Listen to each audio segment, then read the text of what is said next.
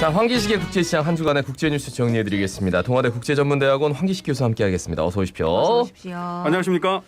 자, 첫 번째 소식 역시나 이제 오미크론 변이 바이러스 확산에 대한 소식인데 우리나라도 굉장히 좀 걱정인데 지금 미국 뉴욕주는 비상사태를 선포했다고요? 그렇습니다. 뭐 미국의 뉴욕주가 뭐 유럽에서 지금 건너가면 뭐 가장 간문이니까 네네. 뉴욕주가 선제적으로 비상사태를 선포했고 유럽은 이거보다 지금 더 떠들썩하고 있습니다. 아침까지 그 기사들을 다 보고 왔는데 네네. BBC 방송도 보니까 타이틀을 그냥 오미크론 팬데믹으로 뽑았더라고요. 전 세계가 오미크론 팬데믹, 오미크론 쇼크에 빠져 있다 그렇게 되어 있는데 일단 저도 이렇게 살펴봐도 아프리카에서 지금 그 발병이 됐습니다. 근데 속도가 너무 빨라요. 저 남아공에서 WHO 세계보건기구에 변이가 발견됐다고 신고한 게 26일이었거든요. 예. 그 지금 오늘이 29일이지 않습니까? 3일 만에 남아공에서 지금 하루 4,000명으로 늘어났거든요. 속도가 너무 빨라요. 앞에 어떤 변이보다 너무 빠르고 두 번째가 이 백신을 무력화시킬 기존에 있는 백신의 시스템을 무력화시킬 가능성이 있다라는 것 때문에 더 공포감에 사로잡혀 있거든요. 이런 것도 잠깐 자세히 보면은 어느 정도 설득력은 있는 것 같은데 네. 제일 먼저 생긴 게 아프리카의 그 보츠와나에서 에이즈 병원에서 지금 그 환자 몸에서 발병했거든요. 예. 그러면 바로 여기서 아직 정확한 원인 인과관계는 모르겠지만 어쨌거나 면역력이 많이 약해져 있는 에이즈의 환자 몸에서 발병한 코로나 바이러스의 변종이지 않습니까? 그렇죠. 그러니까 상당히 뭔가 이거는 기존의 백신 시스템이 통하지 않을 거라는 그런 분석이 설득력이 더 있으니까 더 공포감이 생기는 거거든요. 그리고 또 아프리카에서 발병했지 않습니까? 그러니까 우리가 지난 시간에도 말씀을 드렸지만은 왜 아프리카에서 자꾸 이런 변종이 발생하겠습니까? 지금 백신 선진국은 세 번째 샷 부스터샷을 위해서 지금 열중을 열심히 지금 거기 달려가고 있는데 아프리카는 첫 번째 접종을 한 것도 7%도 안 되거든요. 그럼 앞으로 내년에는 이런 모습이 계속 저는 반복될 거라고 생각합니다. 선진국은 계속해서 그 백신을 더 사들이고 아프리카나 남미 국가에서는 접종률이 더 올라가지 않는 또 변이가 발생하고 또 선진국 호들갑스럽게 또 대응을 하고 그 아프리카 국가 지금 봉쇄 다 했지 않습니까? 그렇죠. 앞선 코너에서도 말씀을 하시던데 이 아프리카 국가가 지금 8개 국가나 대부분 다 지금 봉쇄돼 있거든요. 비행기가 다른 나라로 가지도 못하고 또 그 나라로 방문하지도 못합니다. 그럼 지금 경제 회복에 치중하고 경제 발전에 치중해야 될 아프리카가 지금 완전히 또 봉쇄되지 않습니까? 그러니까 이런 게 내년에도 더 반복될 가능성이 있어서 저는 더 걱정이고요. 그리고 지금 이게 세계 경제 타격이 상당히 지금 크지 않습니까? 그렇죠. 벌써 3일 만에 지금 미국의 다우 지수하고 S&P 지수하고 나스닥 지수하고도 마찬가지고요. 상당히 지금 하락을 했습니다. 다우 지수는 900포인트나 하락했어요. 나스닥도 350포인트나 하락하고요. 근데 화이자하고 모더나는 그 와중에 또 급등을 하더라고요. 모더나 20% 올라갔습니다. 자꾸 이런 불균형이 저는 좋지는 않다고 생각하고요. 그리고 이런 게 변종이 생길 때마다 그 이름 장명 이름 갖고도 지금 또 계속 뭐 그러던데 저는 그렇게 생각하지는 않고요. 이 오미크론이 무슨 뜻인가 하면 별 뜻이 없어요. 이 그리스 문자거든요. 오자. 오를 크게 대문자로 쓰면 큰 거니까 메가고요. 메가. 그리고 오메가고 오를 작게 쓰면은 마이크로잖아요. 그래서 그 오미크론입니다. 그 작게 써야 되네요, 그러니까. 예, 작게 쓰는 건데 소문자 오입니다. 이게. 그러니까 일부러 소문자 오에는 뭐 좀 작게 해라, 적당히 하고 가라, 뭐 이런 뜻이 담겨 있나? 그래 그리스 문자의 15번째 문자인데 변이를 자꾸 이렇게 순서를 하다 보면은 건너뛸 수도 있고 그렇죠. 네. 뭐 그 자체 뭐 이름이 어떠고 저떠고 보다도 일단은 걱정입니다, 진짜. 우리 지난번에도 백신 이야기하면서 일단 뭐 추가 접종 문제 때문에 우리부터 잘 살자, 우리부터 살아야 된다 이런 마음은 알겠지만 이게 너무 불균형해가지고 계속 이런 게 나올까봐 걱정한다고 했었는데 결국 또 이런 일이 퍼지니까 백신을 좀 빨리빨리 많이 공급해야 되는데 무슨 델타 바이러스 이제는 조금 이제 단계적 일상 회복 이런 거 얘기하자마자 지금 몇 주 됐어요. 그런데 오미크론, 야 진짜 이저 코로나19는 우리가 좀 정말 뗄 수가 없을 것 같다라는 생각이 정말 공포스러워서 걱정이 많이 됩니다. 별일이 없어야 될 텐데 말이죠. 다음은 이제 독일 소식입니다. 메르켈 후임 숄츠 총리가 다음 달 취임을 하는데 독일에서 이게 3당이 연정 합의를 해가지고 신호등 연정이 탄생했다 이런 얘기를 하더라고요. 이번에 좀 오래 걸렸죠. 총선이 9월에 있었으니까요.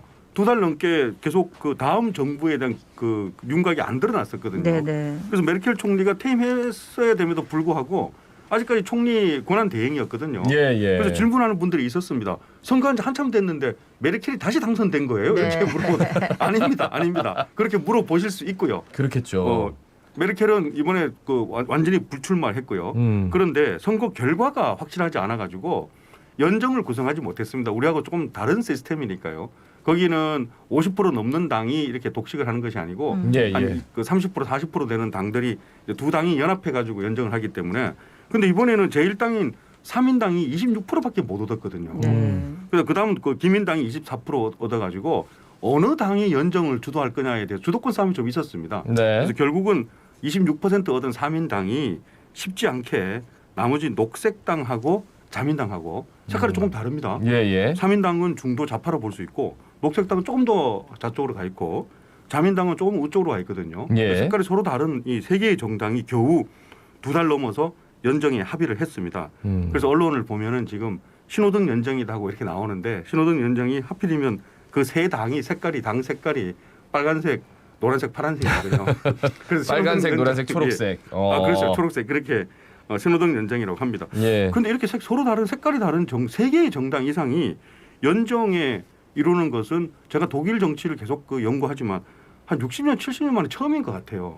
그래서 기대감도 새로운 시도라는 기대감도 있지만은 좀 우려도 있다. 너무 좀 그 색깔이 그 스펙트럼이 너무 넓은 거 아니냐. 네, 라는 이런 우려가 있는데 어쨌거나 올라프 숄츠 지금 현재 3인당 대표입니다. 메르켈 총리 밑에서 재무장관을 했거든요. 네, 네. 이 사람이 이 좌우를 넘나드는 이 상당한 리더십을 발휘할 거라라는 그런 기대감을 가지고 12월 6일 날 취임을 합니다. 얼마 안 남았습니다. 네. 이 올라프 숄츠 이 사람 누구지라고 궁금해하실 텐데 유럽에서는 꽤나 유명한 사람입니다. 이 사람 별명이 남자 메르켈입니다. 메르켈 총리하고 참 비슷합니다. 별로 이렇게 내세우지 않고 조용하게 온화하고 상대의 얘기를 경청하는 그렇습니다. 그래서 선거운동 기간에도 이분의 주요 선거 그걸 뭐라 그러 구호라 그럽니까? 네네. 예, 그게 그 라이크 메르켈이었습니다. 메르켈처럼 하겠다라는 거였거든요. 아 그냥 라이크 메르켈. 예, 예. 예. 그래서 메르켈처럼 그 안정적인 리더십을 발휘할 거다라는 그런 기대감이 있습니다. 그런데 이번에 좀 특이한 게 연정에 대한 합의가 2달 넘게 걸렸잖아요. 네. 그 연정 합의에 앞으로 이끌 이 그 정책의 주요 방향들이 나타나기 때문에 합의문을 좀 중요하게 봤는데 아무래도 이 스펙트럼이 너무 넓으니까 여기에 대해서 정책들이 상당히 좀 어떤 크게 정책이에요? 지금 첫 번째 나타나는 것이 최저임금부터 인상하겠다. 12유로로 인상하면은 지금은 한 그 10유로 미만이거든요. 12유로니까 한 16,000원? 여기 관심이 많으시겠죠. 유럽의 최저임금, 독일의 최저임금 이제 16,000원이 되는 겁니다. 네. 투표 연령도 18세에서 16세로 하향한다니까 아유. 이것도 약간 파격적인 정책이라고 볼 수가 있죠. 그 대마초 합법화 이런 거 같은 경우에도 약간 그 진보적인 그런 정책이라고 볼 수 있고 예, 예. 석탄 발전을 독일에서 독일부터 조기 중단한다 이런 거는 바로 그 녹색당의 그런 입김이 많이 작용한 결과라고 봐야 되는 겁니다. 예. 그렇습니다. 예. 아 근데 이게 합의문에 대마초 합법화가 들어간다는 게 좀 놀랍긴 하네요. 다음 소식은 중국과 대만 여기 굉장히 관계가 아주 첨예하게 지금 대립하고 있는데 미국하고도 그렇고요. 엉뚱하게 이제 남태평양 솔로몬 제도에 불똥이 튀었다. 이게 무슨 얘기입니까? 바로 이래서요. 고래싸움에 새우등 터진다는 속담이 있는 것 같아요. 그 G2, 즉 세계를 이끌어가는 미국하고 중국하고 잘 지내야 이런 모를 나라의 작은 나라들까지도 영향을 안 받는 것인데 네, 예. 못 지내니까 여기서 계속 갈등이 일어납니다. 그 남태평양 솔로몬 제도도 인구는 뭐 한 70만밖에 안 되지만은 상당히 많은 섬들로 이루어진 그 나라이거든요. 네. 독립국가입니다. 호주 생각하시면 호주 오른쪽에는 지금 그 뉴질랜드가 있지 않습니까? 그렇죠. 호주의 그 위쪽에 보면은 섬들이 솔로몬 제도라고 생각하시면 됩니다. 여기에 섬들은 그동안에 대만하고 미국으로부터 많은 지원을 받고 있었거든요. 예, 예. 최근에 중국 영향력이 커지면서 이 중앙정부로 솔로몬 제도의 중앙정부는 대만하고 단교를 했습니다. 단교로 2년 전부터 단교를 하고 새로운 총리가 중국으로부터 훨씬 많은 지원을 받아들이겠다고 했거든요. 네. 근데 이게 자그마치 1,500km나 되는 이 먼 거리로 이루어진 섬들로 이루어진 나라다 보니까 네네. 중앙정부는 그런 정책을 결정했지만 이 지방정부 즉 크고 작은 섬들은 그걸 금방 받아들일 수가 없어요. 이 나라의 특성상. 예. 그 섬들은 여전히 대만하고 미국으로 받는 지원이나 보조금이 훨씬 많은 그런 지금 상황입니다. 예. 그래서 중앙 정부의 급작스러운 친중국 정책에 대해서 비판을 하면서 지난 주말에 큰 데모를 벌였어요. 근데 그렇다면 또 친중국 정책을 찬성하는 시위대도 있지 않겠습니까? 예, 예. 그 시위대들이 막 이렇게 맞붙으면서 차이나타운 한복판에서 3명이 사망하는 그런 충돌 시위가 있었습니다. 이게 뭡니까? 그러니까.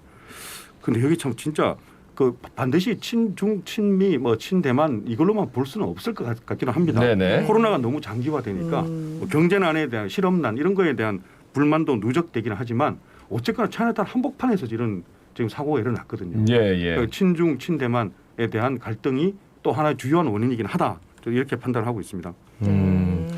안타까운 아유, 일이네. 여기서 사람이 이렇게 죽는다는 게 참. 아유. 다음 소식은 예, 어떤 소식입니까? 바이든 행정부 출범 후에 첫 한미 안보 협의회가 이번 주 서울에서 열린다고요? 이번 주 목요일입니다. 이런 회의도 우리가 좀 관심 가지고 지켜봐야 될 것 같습니다. 예. 원래 한미 국방장관 회의였거든요. 1년에 한 번씩 한국과 미국의 국방장관이 만나는 회의였는데 조금 더 확대해가지고 한미 안보 협의회로 바뀌었습니다. 네네. 이게 줄여가지고 영어로 SCM 그럽니다. Security Consulting Meeting에서 SCM 미팅인데 네. 이게 중요합니다. 벌써 이제 53차 회의인데 이번 주 목요일 날 그 왜 오스틴 국방장관 있지 않습니까? 지금 예, 언론에 예. 자주 나오는데 미국에 로이드 오스틴 국방장관이 직접 한국을 방문을 하고요.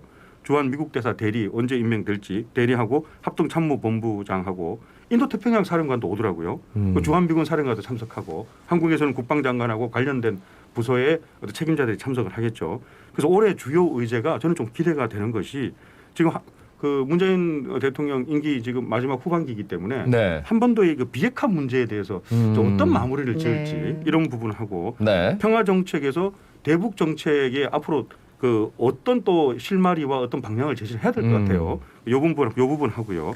그리고 전시작전 통제권 있지 않습니까? 우리가 예. 평시작전 통제권은 뭐 환수되어 그렇죠. 있으니까요. 네. 그 전시작전 통제권에 대해서 어떻게 이게 그 큰 무리 없이 연착륙할 수 있을 것인지 이런 부분에 대해서 논의가 이루어질 것으로 예상이 됩니다. 예. 목요일입니다. 목요일.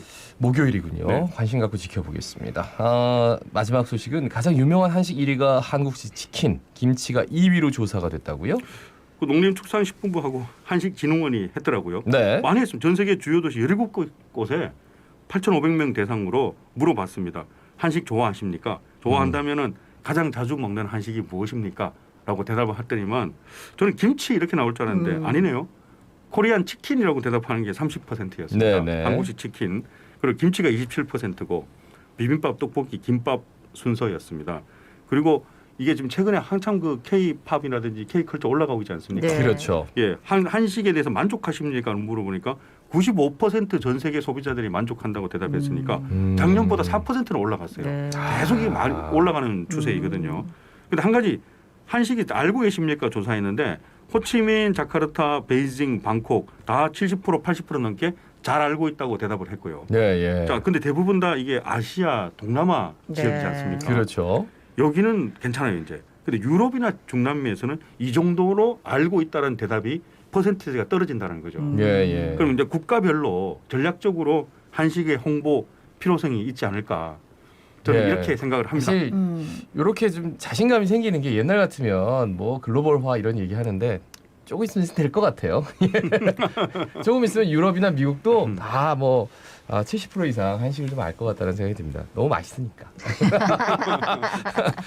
요즘 네. 그런 생각해요. 아니 헐리우드에선 스타들이 뭐 한식 비빔밥 같은 거 먹으면서 이게 살 빠진다고 막 그렇게 하면서 홍보하는 사람들도 있더라고요. 아니 뭐 보니까. 기네스 펠트로 그분은 저 때미는 거 그렇게 좋아하신다고. 그 얘기 듣고 내가 음식 야 얘기하다가 그렇지. 때를 여기 한국 것이 이제 점점 새롭게 평가되고 있다. 예, 이런 말씀입니다. 말씀 잘 들었습니다. 고맙습니다. 고맙습니다. 지금까지 동아대 국제전문대학원 황기식 교수였습니다.